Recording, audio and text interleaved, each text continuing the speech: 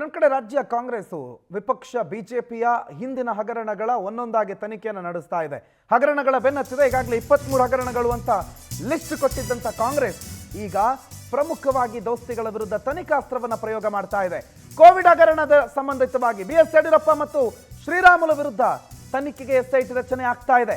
IGP ನೇತೃತ್ವದ ವಿಶೇಷ ತನಿಖಾ ತಂಡ ರಚನೆ ಮಾಡೋದಕ್ಕೆ ಸಂಪುಟ ಒಪ್ಪಿಗೆ ಕೊಟ್ಟಿದೆ. ಕೋಟ್ಯಂತರ ರೂಪಾಯಿ ಲೂಟಿಯಾಗಿದೆ. 1.24 ಲಕ್ಷ ಸಾವನ್ನ ಬಿಚ್ಚಿಟ್ಟಿರುವ ಆರೋಪಕ್ಕೆ ಸಂಬಂಧಪಟ್ಟಂತೆ ಕೋವಿಡ್ ಹಗರಣದ ತನಿಖೆ ನಡೆಸೋದಕ್ಕೆ ಸರ್ಕಾರ ಮುಂದಾಗಿದೆ. ಕೋವಿಡ್ ಅವಧಿಯಲ್ಲಿ ವ್ಯಾಪಕ ಹಣಕಾಸು ಅಕ್ರಮ ಆಗಿದೆ. ಯಾವುದೋ ಇನ್ಸ್ಟ್ರೂಮೆಂಟ್ಗಳನ್ನು ಎಕ್ವಿಪ್ಮೆಂಟ್ಗಳನ್ನು ಖರೀದಿ ಮಾಡೋ ಸಂದರ್ಭದಲ್ಲಿ 1 to 1 to 3 ಹಣವನ್ನು ಕೊಟ್ಟು ಆ ಎಕ್ವಿಪ್ಮೆಂಟ್ಗಳನ್ನು ಖರೀದಿ ಮಾಡಲಾಗಿದೆ.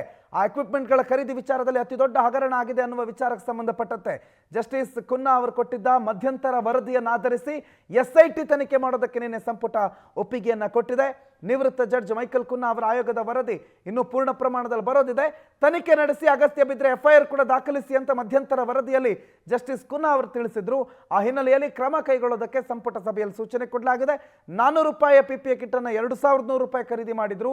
ಈ ರೀತಿ ಬೇರೆ ಬೇರೆ ಎಕ್ವಿಪ್ಮೆಂಟ್ಗಳನ್ನು ಸಿಕ್ಕಾಪಟ್ಟೆ ದುಡ್ಡು ಕೊಟ್ಟು, ಅತಿ ಹೆಚ್ಚಿನ ದುಡ್ಡು ಕೊಟ್ಟು ಅದನ್ನು ಖರೀದಿ ಮಾಡಲಾಗಿತ್ತು ಅನ್ನೋ ವಿಚಾರಕ್ಕೆ ಸಂಬಂಧಪಟ್ಟಂತೆ ಬಹುಕೋಟಿ ಹಗರಣ ಇದು. ಕೋವಿಡ್ ಹಗರಣ. BS ಯಡಿಯೂರಪ್ಪ ಮತ್ತು ಶ್ರೀರಾಮುಲು ಆ ಹಿಂದಿನ ಆರೋಗ್ಯ ಸಚಿವರಿಗೆ ಈಗ SIT ಕುಣಿಕೆ ಹಾಕೋದಕ್ಕೆ ಕಾಂಗ್ರೆಸ್ ಸರ್ಕಾರ ಸಿದ್ಧತೆಗಳನ್ನು ಮಾಡಿಕೊಂಡಿದೆ. ದೀಪಾ ಈ ಬಗ್ಗೆ ಮಾಹಿತಿ ಕೊಡ್ತಾರೆ, ನೇರ ಸಂಪರ್ಕದ ಜಾಯ್ನ್ ಆಗಿದ್ದಾರೆ. ದೀಪಾ, ಈ ಪ್ರಕರಣ ಕೇವಲ ಕಾಂಗ್ರೆಸ್ನ ಏನೋ ರಾಜಕೀಯ ಮಾತ್ರನಾ ಅಥವಾ ಇದರಲ್ಲಿ ನಿಜವಾಗ್ಲೂ ಹುರುಳಿದೆ ಅಂತ ಕಾಣುತ್ತಾ? ಈ ನಿನ್ನೆಯ ಸಂಪುಟದ ನಿರ್ಧಾರ ಯಾವ ರೀತಿ ಬಿಜೆಪಿಗೆ ಅರ್ಥಾತ್ ವಿಪಕ್ಷಕ್ಕೆ ಕುಣಿಕೆ ಆಗುತ್ತೆ? ಏನು ಸಂಪುಟದ ನಿರ್ಧಾರ ನಿನ್ನೆ ಆಗಿರೋದು? ಪ್ರಣತ್, ಕೊರೋನಾ ಕಾಲದಲ್ಲಿ ಅದರಲ್ಲೂ ಬಿಜೆಪಿ ಅವಧಿಯಲ್ಲಿ ನಡೆದಿದ್ದಂತಹ ಹಗರಣಗಳನ್ನ ತನಿಖೆ ಮಾಡಬೇಕು ಅನ್ನುವಂತಹ ನಿಟ್ಟಿನಲ್ಲಿ ಒಂದಿಷ್ಟು ಲಿಸ್ಟ್ಗಳನ್ನ ಮಾಡಿತ್ತು. ಅದರಲ್ಲಿ ಕೊರೋನಾ ಕಾಲದ ಹಗರಣ ಕೂಡ ಒಂದು. ಪ್ರಮುಖವಾಗಿ ಇಲ್ಲಿ ಆ ಒಂದು ಸಿಚುವೇಶನ್ ಅಲ್ಲಿ ಭ್ರಷ್ಟಾಚಾರ ಮಾಡಿದ್ದಾರೆ ಅನ್ನುವಂತಹದ್ದಷ್ಟೇ ಸರ್ಕಾರದ ಮುಂದಿರುವಂತಹ ವಿಚಾರ. ಹಾಗಾಗಿಯೇ ಕುನ್ನಾ ಅವರ ಅಂದ್ರೆ ಜಸ್ಟಿಸ್ ಕುನ್ನಾ ಅವರನ್ನ ನೇತೃತ್ವದ ಒಂದು ಕಮಿಟಿಯನ್ನ ರಚಿಸಿ ಅಲ್ಲಿ ತನಿಖೆಗೆ ವಹಿಸಲಾಗಿತ್ತು. ತನಿಖೆಯ ಮಧ್ಯಂತರ ರಿಪೋರ್ಟ್ ಇದೀಗ ಸರ್ಕಾರದ ಕೈ ಸೇರಿತ್ತು. ಅದರ ಪ್ರಮುಖ ವಿಚಾರವಾಗಿ ಉಪಸಮಿತಿಯೊಂದನ್ನು ಕೂಡ ರಚನೆ ಮಾಡಿತ್ತು. ಅಂದ್ರೆ ಕುನ್ನಾ ಅವರು ಕೊಟ್ಟಂತಹ ಮಧ್ಯಂತರ ವರದಿ ಏನಿದೆ ಅದನ್ನ ಪರಿಶೀಲನೆ ಮಾಡಲು ಉಪಸಮಿತಿಯನ್ನು ಕೂಡ ಮಾಡಲಾಗಿತ್ತು. ಉಪಸಮಿತಿ ನಿನ್ನೆ ತಾವು ಪರಿಶೀಲನೆ ಮಾಡಿದಂತಹ ಎಲ್ಲ ವಿವರವನ್ನು ಕೂಡ ಸಂಪುಟದ ಮುಂದೆ ಇಟ್ಟಿದ್ದಾರೆ.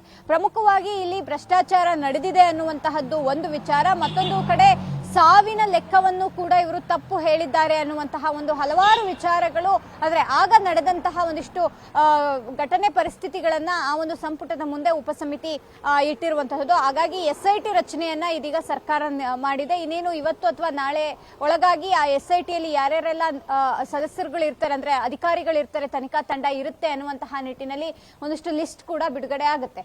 ಪ್ರಮುಖವಾಗಿ ಹಣ ಏನು ಖರ್ಚಾಗಿದೆ ಅಂದ್ರೆ PPE ಕಿಟ್ ಸೇರಿದಂತೆ ಒಂದಿಷ್ಟು ಉಪಕರಣಗಳ ಖರೀದಿ ಒಂದು ದೊಡ್ಡ ಗೋಲ್ಮಾಲ್ ಆಗಿದೆ. ಅಂದ್ರೆ ಕಡಿಮೆ ರೇಟ್ ಇದ್ರೂ ಕೂಡ ಅದಕ್ಕೊಂದು 3-4 ಪಟ್ಟು ಹೆಚ್ಚಿನ ಹಣವನ್ನ ಕೊಟ್ಟು ಖರೀದಿಯನ್ನ ಏನ್ ಮಾಡಿದ್ದಾರೆ ಅದಕ್ಕೆ ಸಂಬಂಧಪಟ್ಟಂತೆ ಒಂದಿಷ್ಟು ತನಿಖೆ ಶುರುವಾಗುತ್ತೆ. ಜೊತೆಗೆ ರಿಕವರಿ ಹಣದ ಜೊತೆಗೆ ಸಾವಿನ ಪ್ರಮಾಣ ಆಗಿರ್ಬೋದು, ಒಂದಿಷ್ಟು ಪೇಪರ್ಸ್ಗಳು ಕೂಡ ಕಾಣೆಯಾಗಿತ್ತು, ಅದರ ವಿವರ ಆಗಿರೋ ಎಲ್ಲವನ್ನು ಕೂಡ ತನಿಖಾ ತಂಡ ಈ ಒಂದು ನಿರ್ವಹಣೆ ಮಾಡುವಂತಹದ್ದು.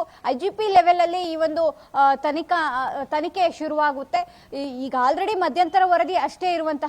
ಇನ್ನೂ ಕೂಡ ಪೂರ್ಣ ವರದಿ ಬರಬೇಕು. ಸದ್ಯಕ್ಕೆ ತನಿಖೆ ಮುಂದುವರೆದಿರುತ್ತೆ. ಕುನ್ನಾ ಅವರು ಅಂದ್ರೆ ಅವರ ಟೀಮ್ ಏನಿದೆ ಅದು ಮುಂದಿನ ಒಂದು ವಿವರಣೆ ಅಂದ್ರೆ ಅಲ್ಲಿ ಯಾವ ರೀತಿಯಾಗಿ ಉಳಿದಂತಹ ವರದಿಗಳನ್ನ ಕೊಡಬೇಕು ಅನ್ನುವಂತಹ ನಿಟ್ಟಿನಲ್ಲಿ ಆ ಒಂದು ಟೀಮ್ ಕೂಡ ಕೆಲಸ ನಿರ್ವಹಿಸುತ್ತೆ. ಸದ್ಯಕ್ಕೆ SIT ರಚನೆ ಆಗಿರುವಂತಹದ್ದು. SIT ಕಾರ್ಯಪ್ರವೃತ್ತರಾಗಿ ಇದು ಯಾವ ರೀತಿ ಆಗಿದೆ, ಎಷ್ಟೆಲ್ಲ ಭ್ರಷ್ಟಾಚಾರ ಆಗಿದೆ, ಎಷ್ಟು ಹಣ ಪೋಲಾಗಿದೆ, ಸರ್ಕಾರಕ್ಕೆ ಎಷ್ಟು ನಷ್ಟ ಆಗಿದೆ, ಜನಗಳಿಗೆ ಯಾವ ರೀತಿಯಾಗಿ ಮೋಸ ಆಗಿದೆ ಅನ್ನುವ ಎಲ್ಲ ವಿವರವನ್ನು ಕೂಡ ತನಿಖೆ ಮೂಲಕ ಟೀಮ್ ಬಹಿರಂಗಪಡಿಸುತ್ತೆ.